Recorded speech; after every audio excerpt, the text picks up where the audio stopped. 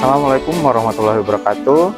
Salam sejahtera, salam sehat untuk kita semua. Perkenalkan, nama saya Agung Wibowo MPD, dosen pengampu di Departemen Biologi Fakultas Matematika dan Ilmu Pengetahuan Alam Universitas Negeri Malang.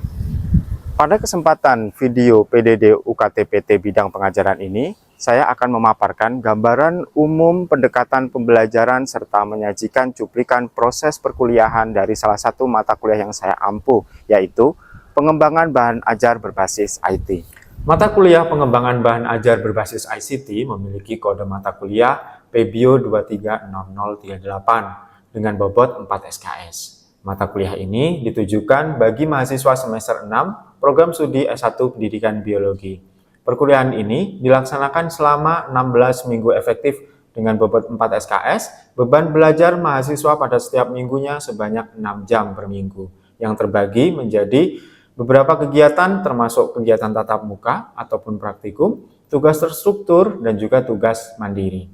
Secara umum, mata kuliah ini dirancang untuk memberikan pemahaman komprehensif mengenai konsep bahan ajar biologi, pembedanya dengan sumber belajar, dan juga media pembelajaran, serta pembekalan keterampilan merancang, mengembangkan, merawat, hingga melakukan uji validasi bahan ajar biologi, baik berupa bahan ajar tercetak, bahan ajar elektronik interaktif, maupun produk-produk inovatif berbasis IT lainnya.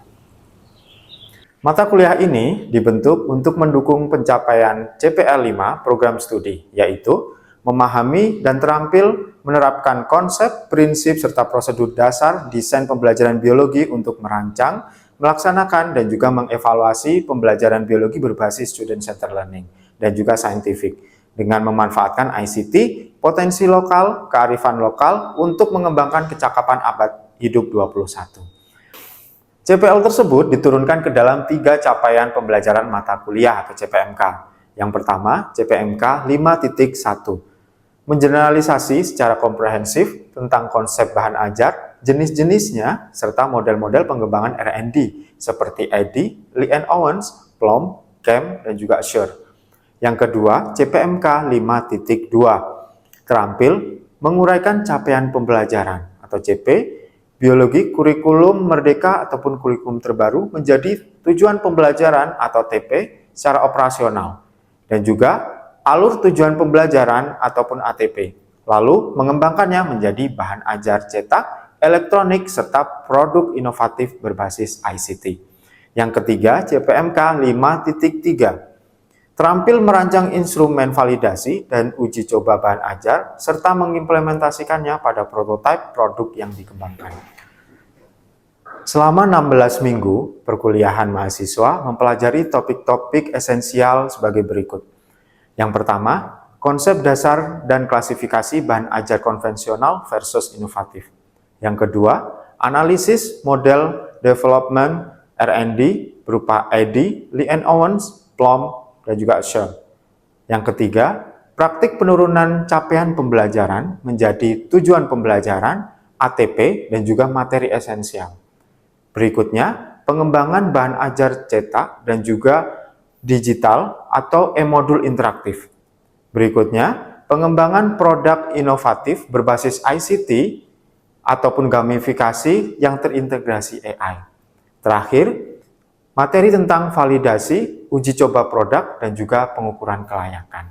Strategi pembelajaran yang diterapkan berpusat pada mahasiswa atau student-centered learning dengan berkombinasi pada metode case method dan juga team-based project. Secara blended learning menggunakan si Pejar UM sebagai learning management system pembelajaran. Melalui metode ini, luaran mata kuliah yang dihasilkan meliputi pertama, dokumen analisis pemetaan capaian pembelajaran, tujuan pembelajaran, alur tujuan pembelajaran, mata pelajaran biologi di tingkat SMA. Kedua, prototipe bahan ajar tercetak maupun bahan ajar e-modul yang interaktif. Ketiga, produk bahan ajar inovatif berbasis ICT atau Android ataupun AI. Terakhir, keempat, instrumen validasi dan juga laporan uji coba kelayakan produk. Rujukan utama yang digunakan mencakup buku riset R&D terkemuka seperti Branch tahun 2009 untuk model Eddy, kemudian Smaldino et al. 2012 untuk Azure, model Lee and Owens, model Plum tahun 2013, Permendikbuddesmen nomor 13 tahun 2025, ataupun keputusan BSKP nomor 46 tahun 2025 serta publikasi ilmiah dari tim dosen pengampu. Dalam pelaksanaan perkuliahan ini, saya menerapkan prinsip DIA, Delivery, Interaction, Assessment secara terpadu. Pertama, delivery. Materi disampaikan secara bertahap, dimulai dari penguatan konsep teoritis melalui LMS si Pejar, analisis artikel jurnal ilmiah, bedah kasus pengembangan bahan ajar di sekolah, hingga demonstrasi pembuatan produk menggunakan tools digital. Yang kedua, interaction. Interaksi multi arah dibangun melalui diskusi kelompok kecil, sesi tanya jawab interaktif, pengerjaan team-based project, presentasi karya, peer review antar teman, serta bimbingan ataupun konsultasi berkala. Yang ketiga, assessment. Penilaian dilakukan secara otentik dan juga transparan melalui 3 aspek. Pertama, aktivitas partisipatif sebanyak 5%. Yang kedua, hasil proyek sebanyak 50%. Yang ketiga, aspek pengetahuan yang terdiri dari kuis sebanyak 5%, tugas terdiri sebanyak 10%, UTS 10%, UAS sebesar 20%, total 45%. Sehingga jika ditotal semua aspek akan menghasilkan persentase sebesar 100%. Berikutnya, mari kita saksikan video pembelajaran pada mata kuliah pengembangan bahan ajar berbasis IT, khususnya pada materi macam-macam model pengembangan yang terdiri dari model ADI, Lee and Owen, Plum, CAM, dan juga Azure. Mari kita saksikan. Assalamualaikum warahmatullahi wabarakatuh. Selamat pagi semuanya. Oke, gimana kabarnya pada pagi hari ini? Baik. Oke, ada yang tidak masuk kah hari ini? Torik ya, sakit. Oke, nah hari ini kita bertemu lagi di mata kuliah pengembangan bahan ajar berbasis ICT ya, pada pekan ketiga. Pada pekan lalu kita sudah membahas sedikit pengertian secara umum apa itu media pembelajaran, apa itu bahan ajar, apa itu sumber belajar. Ada yang masih ingat tidak? Berkaitan dengan 3 hal tersebut. Silakan bisa angkat tangan. Oke, Niken. Jadi kalau sumber belajar itu cakupannya lebih luas, jadi segala sesuatu yang bisa digunakan untuk sumber belajar dari siswa itu sendiri, bisa tempat atau fenomena. Kalau bahan ajar itu cakupannya lebih sempit dan biasanya sudah dipersiapkan guru untuk bahan ajar dari suatu tujuan pembelajaran tertentu. Kalau misalkan media pembelajaran itu perantara atau alatnya gitu, Bapak. Oke, bagus sekali. Yang ingin menambahkan pendapat dari Niken tadi berkaitan dengan perbedaan. Oke, Devi, saya persilahkan.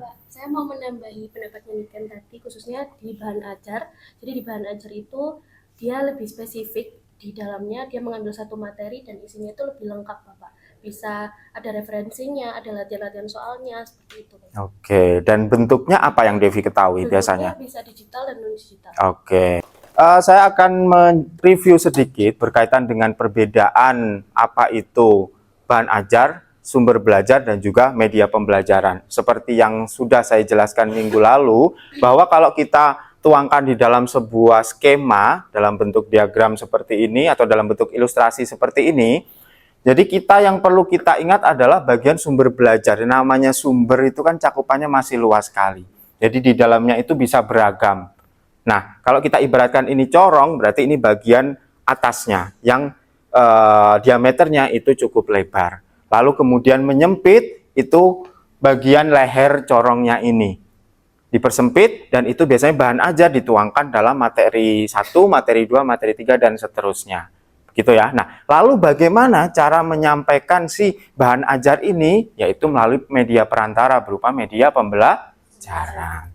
Hari ini kita akan fokus pada topik berikutnya. Sebelum nanti kalian akan mengembangkan produk lebih lanjut berkaitan dengan bahan ajar, berbagai jenis bahan ajar baik cetak, digital, non-digital, dan sejenisnya, kita akan mengenal dulu bagaimana proses ataupun skema supaya produk bahan ajar itu layak untuk digunakan. Nah, kita biasanya melalui beberapa tahap yang ini diadopsi dari beberapa sumber. Nanti ada sekitar 5 sumber model dalam pengembangan bahan ajar ataupun media pembelajaran itu. Capaian pembelajaran yang harus kalian miliki setelah selesai mengikuti perkuliahan hari ini, yang pertama adalah mampu menjelaskan prosedur dan karakteristik model berdasarkan literatur otoritatif. Yang kedua, menyajikan analisis kritis berupa kelebihan, kekurangan, dan relevansi dengan rujukan yang valid. Lalu yang terakhir, kalian harus mampu menunjukkan kemampuan kolaborasi dan presentasi dengan argumentasi yang logis serta inovatif.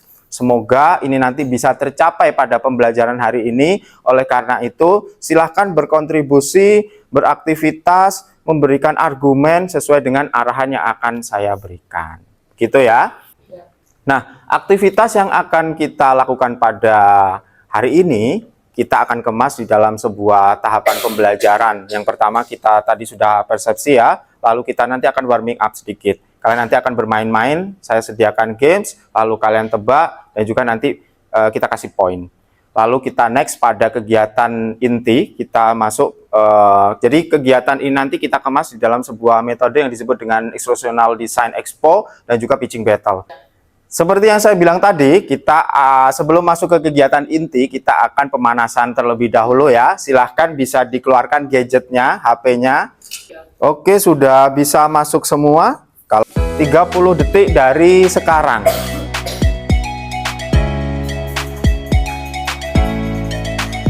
Kedua, siapakah aku? Beda dari model yang lain yang kaku, ini melingkar bentuknya. Aku memungkinkan kamu memulai pengembangan dari komponen mana saja. Kira-kira ini model pengembangan apa? Silahkan bisa dipilih di HP masing-masing. Waktunya mau habis. Oke. Semua jawabannya salah ya, Mas. Oke, jadi waktunya hanya 20 detik. Jadi jawab cepat saja. Nggak apa-apa salah, karena ini masih warming up kan. Nanti kita bahas lebih lanjut. Dan ada tahapan front end analysis. Kira-kira ini model pengembangan apa? Ayo cepat, 5 detik lagi. Weh, luar biasa. Jawaban yang benar adalah Lee and Owen, dan yang menjawab ada 5 Mas yang benar. Tepuk tangan untuk kita. Oke, mari kita mengingat kembali. Jadi kita bahas 5 macam model pengembangan tersebut berdasarkan tahapan-tahapan yang umum biasanya wajib dijalankan. Yang pertama, kita nanti akan coba untuk mengetahui sebenarnya seperti yang saya bilang tadi, alasannya mengapa sih? Kalau kita tanpa menggunakan model pengembangan, itu biasanya konsep kita akan ibaratnya akan kacau seperti ini. Karena apa? Karena pengerjaannya itu acak. Dan ketika kita salah di tengah, kita pasti tidak akan bisa melanjutkan ke step berikutnya. Kenapa bisa salah di tengah? Karena biasanya analisis di awal tidak dilakukan. Dan bahan ajar yang dikembangkan biasanya memang sangat jauh dari kebutuhan yang memang benar-benar dibutuhkan di lapangan oleh user tersebut. Jadi kalau digambarkan di dalam sebuah konsep, itu pasti ya ruwet seperti ini. Gitu. Jadi yang pertama biasanya berhubungan dengan tidak adanya pedoman terukur untuk mengetahui apakah materi ini benar-benar dipahami audiens atau tidak. Jadi kalau kalian membuat sebuah produk, atau kalau dalam skala industri itu atau di perusahaan yang menghasilkan atau memproduksi sebuah produk, itu pasti mereka mengeluarkan produk itu berdasarkan apa? Sebelumnya mereka melakukan apa? Melakukan wawancara ya kan ke masyarakat. Mereka itu butuh apa sih? Setelah itu dianalisis kira-kira yang sudah ada itu seperti apa. Lalu saya akan membuat inovasi seperti apa. Nah, proses itu supaya lebih kuat harus dituangkan di dalam sebuah tahapan yang jelas. Karena banyaknya produk, banyaknya media yang harus dikembangkan, jadi ada beberapa ahli ataupun beberapa sumber rujukan yang membuat alur itu secara berbeda. Tapi kita lihat nanti, sebenarnya secara keseluruhan itu sama saja alurnya. Namun mungkin step-stepnya ada yang detail, ada yang secara umum, ada yang langsung melompat ke sini. Nah, itu yang membedakan hanya itu saja. Oke, jadi kalau digambarkan di dalam sebuah skema seperti itu, kalau kita menggunakan model pengembangan itu pasti akan lebih terukur dan terarah seperti ini. Kalau kita salah mungkin, nah kita harus mundur kemana? Kalau kita benar, kita majunya langkahnya kemana? Kan jelas, daripada kita menggunakan skema yang nggak jelas seperti ini. Gitu ya. Untuk tahap berikutnya, kalian nanti akan masuk ke sesi kegiatan inti untuk memperkuat pemahaman kalian berkaitan dengan 5 model pengembangan tadi ya. Silahkan nanti kalian bisa bekerja secara kelompok dan dibagi menjadi tim ahli. Ada tim ahli Edi, tim ahli Len Owen, tim ahli Kem, Plom, dan juga tim ahli...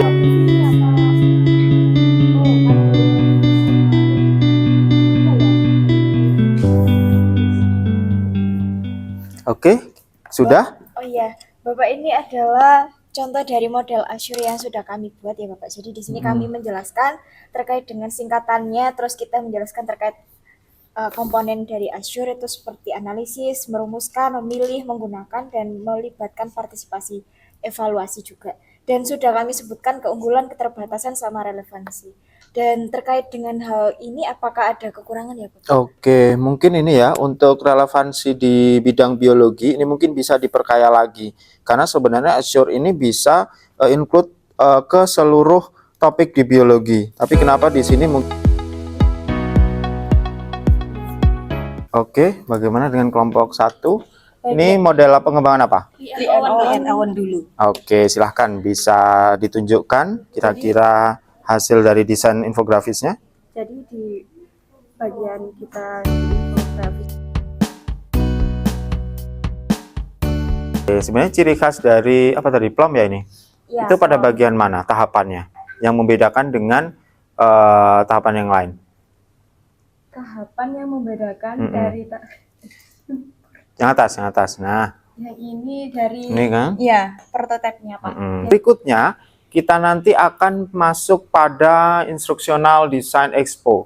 Seakan-akan kalian nanti akan memamerkan produk kalian ke teman-teman kalian dan ada tamu yang berkunjung, yaitu teman kalian sendiri dari kelompok lain.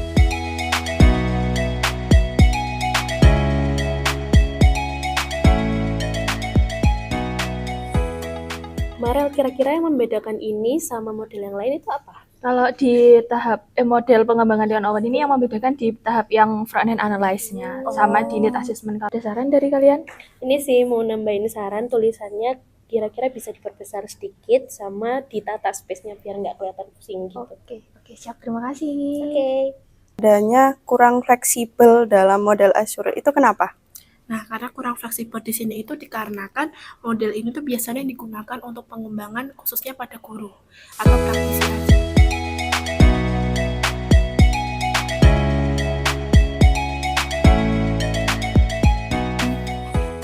Plom, itu kan kenapa di fase 2 ini ada yang siklus berputar, itu karena jadi kalau misal di pertengahan itu kita dalam membuat bahan aseto media itu masih ada yang salah, itu bisa kita ulangi lagi sampai mendapatkan hasil yang benar.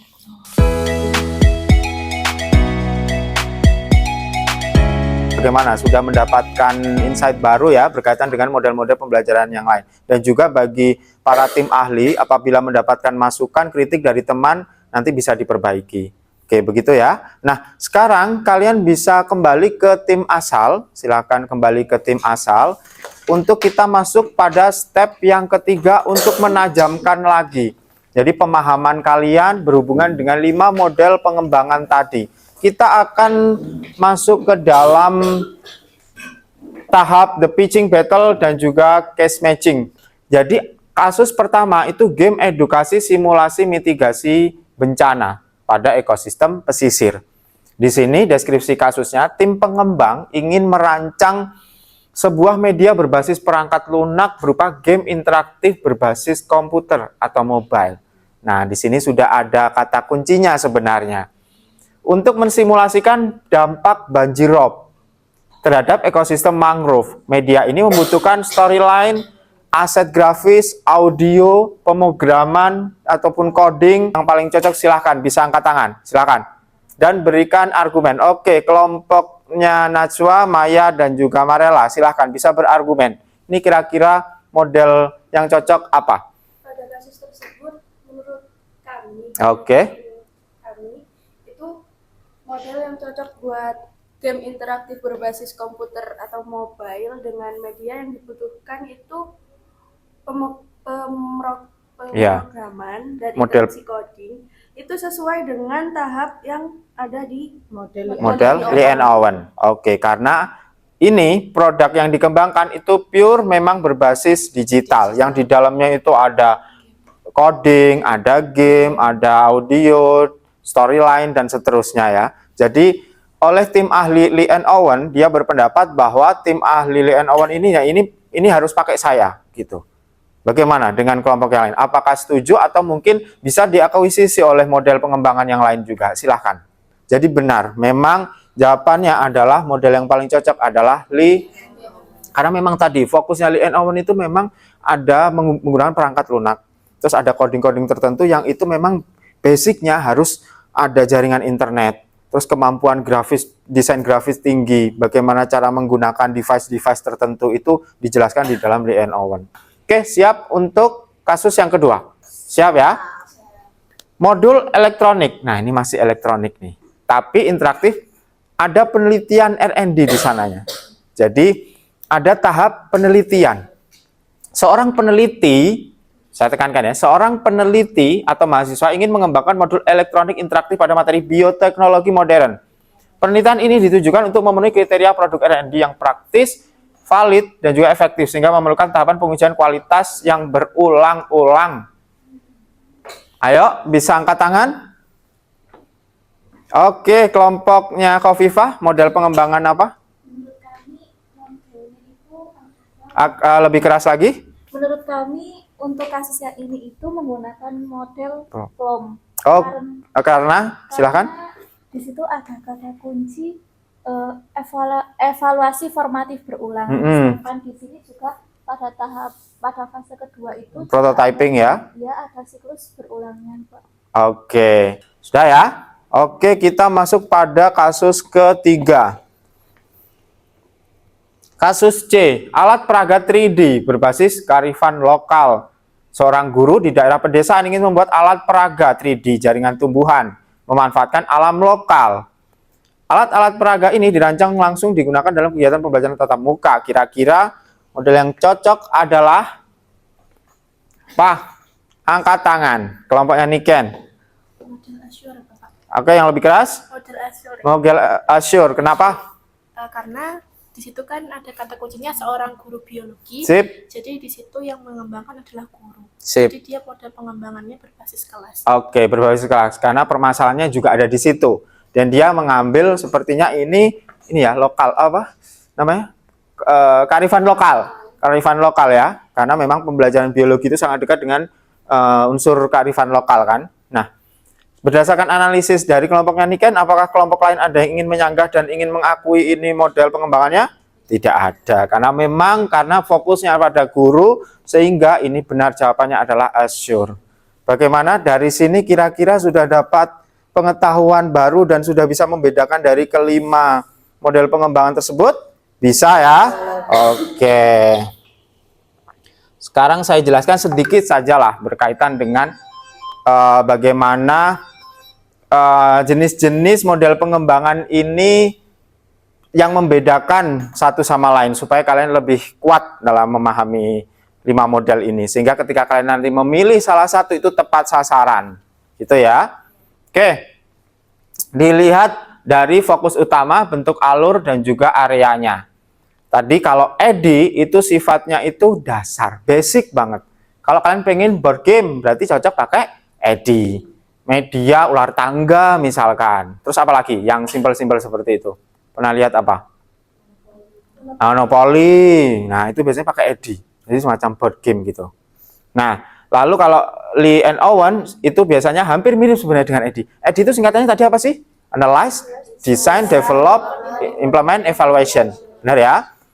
Lee and Owen tadi kelompok ini sama kan? Intinya di dalamnya kan juga analyze, ya kan? Design, Development, dan seterusnya kan? Tapi yang membedakan Lee and Owen fokus pada media ataupun bahan ajar yang sifatnya digital. Lalu sekarang kita lihat dari bagaimana tujuan Anda nih ya. Kalau ke kelas harian ya pakai Azure. Ini untuk memperkuat saja sih.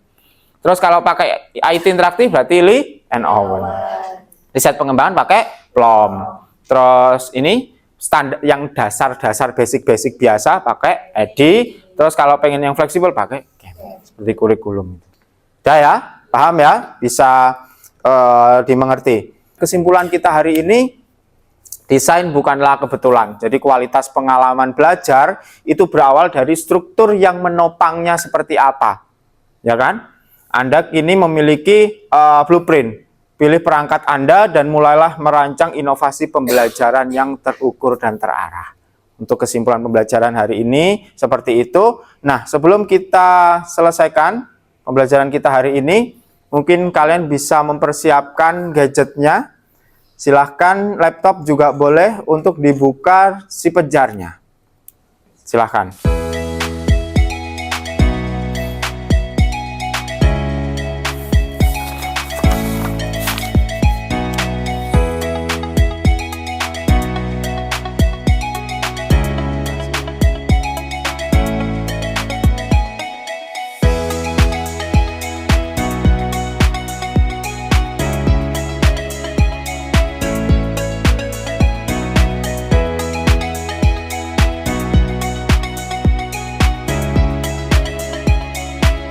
Di tahap akhir pembelajaran kita hari ini, saya ingin